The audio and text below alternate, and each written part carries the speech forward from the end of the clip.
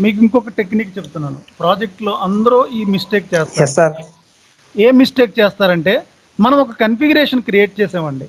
Suppose define కంపెనీకు define account group అండి. చూడండి ఇక్కడ ఇది డబుల్ క్లిక్ చేస్తారు. ఇది డబుల్ క్లిక్.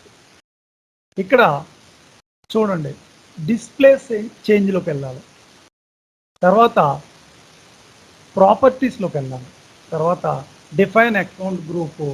డిస్క్రిప్షన్ రాంగ్లీ చేస్తారండి. కన్ఫిగరేషన్ చేస్తున్నప్పుడు ట్రాన్స్పోర్ట్ రిక్వెస్ట్ నెంబర్ క్రియేట్ చేస్తున్నప్పుడు డిస్క్రిప్షన్ రాంగ్లీ ఎంటర్ చేస్తారు.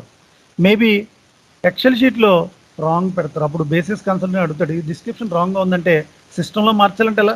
ఎక్సెల్ షీట్లో మనం మార్చేస్తారు. సిస్టంలో మార్చాలంటే ఎక్కడికి వెళ్ళాలండి? SC10లోకి వెళ్ళాలి. మా డెమో యూజర్ నాది, మీది ఏది అవుతుంది యూజర్ అది ఇచ్చుకోవాలి. డిస్ప్లేలోకి వెళ్ళాలి. ఏ కన్ఫిగరేషన్ ట్రాన్స్పోర్ట్ రిక్వెస్ట్ నెంబర్లో మీరు డిస్క్రిప్షన్ రాంగ్లీ ఇచ్చారు. Suppose define open and closing periods, ఇది డబుల్ క్లిక్ చేయాలండి. అప్పుడు ఇక్కడ చూడండి డిస్ప్లే చేంజ్ బటన్ ఉంటుందండి. ఈ డిస్ప్లే చేంజ్ బటన్లోకి వెళ్ళాలి. తర్వాత ప్రాపర్టీస్లోకి వెళ్ళాలండి.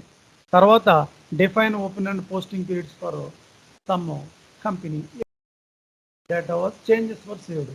బ్యాక్ వచ్చి చెక్ చేసుకోండి. ఏదైందండి డిస్క్రిప్షన్ ఒక్కోసారి రాంగ్లీ మెన్షన్ చేస్తారు.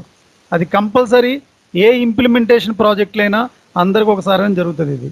అప్పుడు SC10లోకి వెళ్ళి మీరు ఏ డిస్క్రిప్షన్ రాంగ్లీ ఇచ్చారో అది క్లిక్ చేసుకుంటారండి. డబుల్ క్లిక్ చేసుకుంటారు. తర్వాత డిస్ప్లే చేంజ్కి వెళ్తారు. తర్వాత ప్రాపర్టీస్కి వెళ్తారు.